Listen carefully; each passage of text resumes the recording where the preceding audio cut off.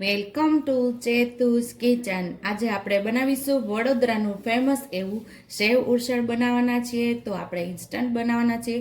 તો એના માટે આપણે અહીંયા લીલા વટાણા જે તાજા અત્યારે બજારમાં મળે છે એ લીલા વટાણા મેં લઈ લીધા અને અહીંયા 3 ટમેટા સુધારી લીધા છે। અહીંયા 2 ડુંગળી સુધારી લીધી છે, 2 ચમચી ચણાનો લોટ લીધો છે, 8 થી 10 લસણની કળી લઈ લીધી છે, 1 ઇંચ આદુનો ટુકડો લીધો છે, અહીંયા ચાટ મસાલો લીધો છે, લીલા ધાણા, અહીંયા સેવ અને અહીંયા ગાંઠિયા લીધા છે। આ બે જોઈએ છે, ઝીણી જે સેવ આવે છે એ પણ જરૂર પડે છે અને ગાંઠિયાની પણ જરૂર પડે છે।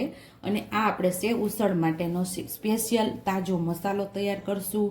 બાકી મસાલાની અંદરથી જે મસાલાની જરૂર પડશે એનો ઉપયોગ કરશું। અને તેલ તો અહીંયા મસાલો બનાવવા માટે 1 તમાલપત્ર લીધું છે, 8 થી 10 તીખા એટલે કે મરી લઈ લીધા છે, 2 સૂકા લાલ મરચાં, 1 ચકરી ફૂલ અને 4 થી 5 લવિંગ અને 2 તજના ટુકડા અને 2 ચમચી જેટલા આપણે આખા ધાણા લીધા છે અને 2 ચમચી વરિયાળી લીધી છે। તો શરૂઆત આપણે મસાલાથી જ કરશું। આ મસાલાને આપણે શેકી લેશું।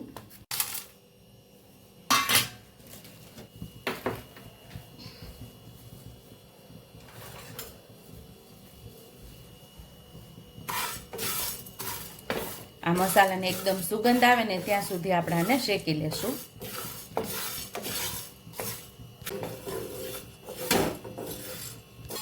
આ બધું શેકાઈ ગયું છે તો એક ડીશમાં કાઢી અને આને આપણે ઠંડુ થવા દેશું। તો અહીં આપણે ડીશમાં કાઢી અને આને ઠંડુ થવા દેવાનું છે, પછી આપણે આનો મસાલો તૈયાર કરી લેશું। તો આપણે આ મસાલો ઠંડો થઈ ગયો છે તો આપણે પહેલા મસાલાને પીસી લેશું। તો આપણો અહીંયા મસાલો તાજો તૈયાર થઈ ગયો છે સેવ ઉસળનો। તો આને સાઈડ ઉપર રાખી દઈશું। હવે તો અહીંયા હવે આપણે ટમેટાને પીસી લેવાના છે। તો ટમેટાની પ્યુરી પણ આપણે તૈયાર થઈ ગઈ છે, તો એને એક વાટકીની અંદર પાછું કાઢી લેશું। એ જ મિક્સર જારની અંદર આપણે ડુંગળી પણ પીસી લેવાની છે, લસણ અને આદુ બધું સાથે જ ઉમેરી અને પીસી લેવાનું છે।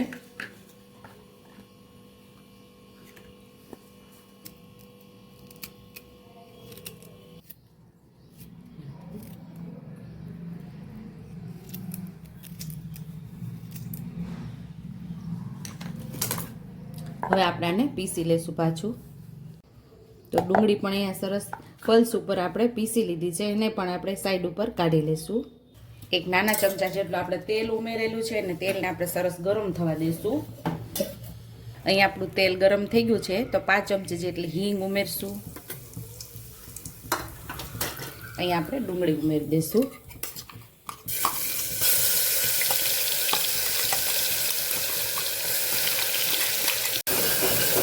ડુંગળીને આપણે સરસ સાતળી લેવાની છે, બ્રાઉન કલરની થાય ત્યાં સુધી આપણે ડુંગળીને સાતળશું।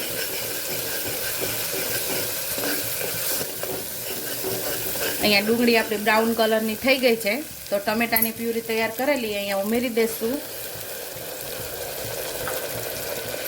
એમાં પણ તેલ છૂટું પડે ત્યાં સુધી આપણે એને સાતળવાનું છે।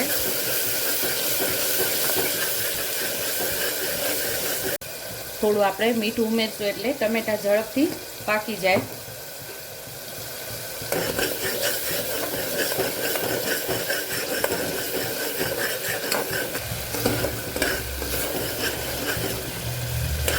ટમેટા સરસ એવા પાકી ગયા છે અને જો અહીંયા તેલ પણ સરસ છૂટું પડી ગયું છે તો એક ચમચો ભરીને આપણે તરીને કાઢી લેશું।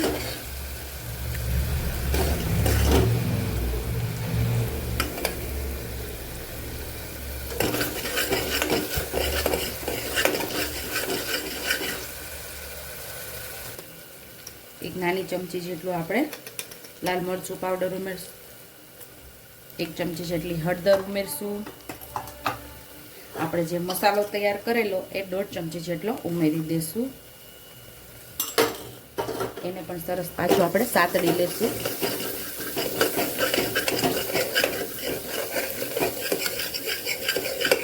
મસાલામાંથી તેલ છૂટું પડે ત્યાં સુધી આપણે આને પાછું સાતળવાનું છે।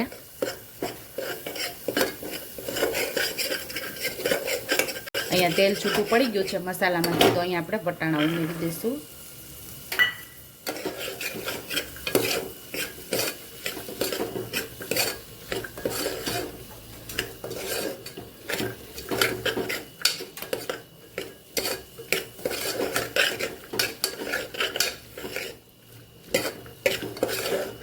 સ્વાદ મુજબ આપણે મીઠું ઉમેરશું.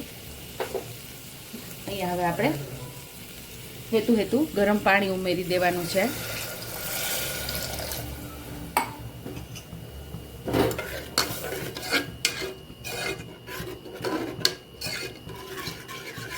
બંધ કરીને આપણે 2 થી 3 સીટી લઈ લેશું.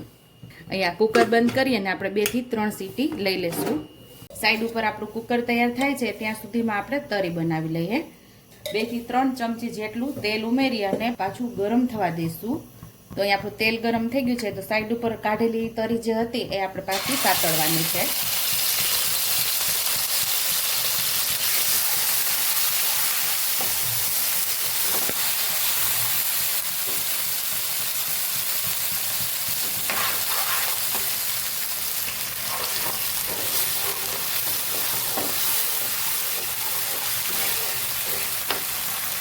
અહીંયા બધા મસાલા કરીશું આપણે. એક નાની ચમચી જેટલી હળદર, 1 ચમચી જેટલી લાલ મરચું પાવડર, 1.5 ચમચી જેટલો ઉસળ મસાલો, 1.5 ચમચી જેટલો આપણે ઉસળ મસાલો ઉમેરી અને સરસ આપણે સાતળી લેવાનું છે.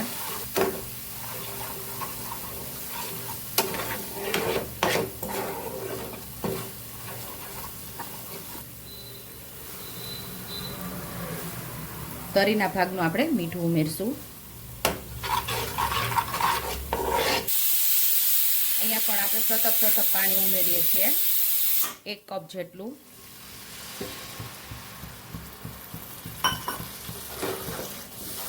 અને આપણે ઉકળવા દેશું.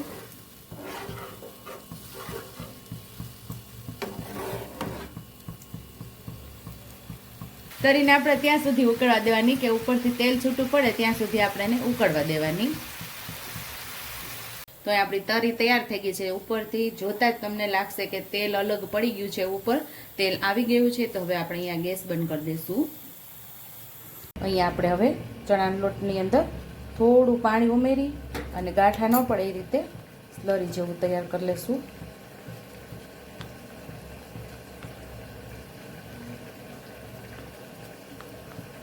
જે વટાણા તૈયાર થઈ ગયા છે એમાં આપણે ઉમેરી દઈશું.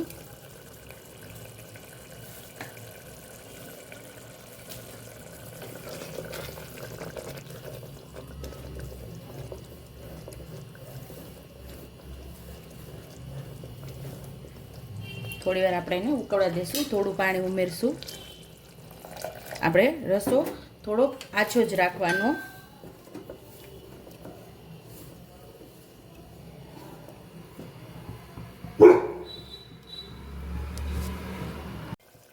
તો અહીંયા તૈયાર થઈ ગયું છે. હવે તો આપણે ગેસ બંધ કરી દઈશું.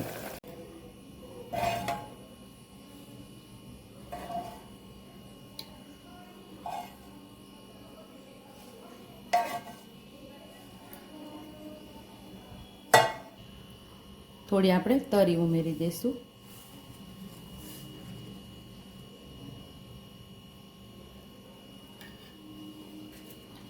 ઉપરથી જે આપણે ભાવનગરી ગાંઠી આવે છે એને અહીંયા ઉમેરી દઈશું.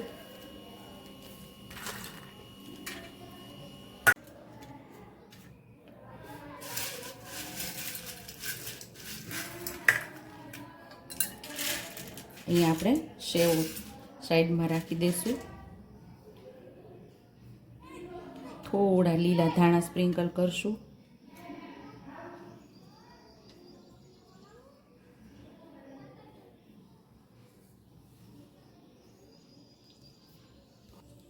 થોડો ચાટ મસાલો આપણે સેવની ઉપર સ્પ્રિંકલ કરશું.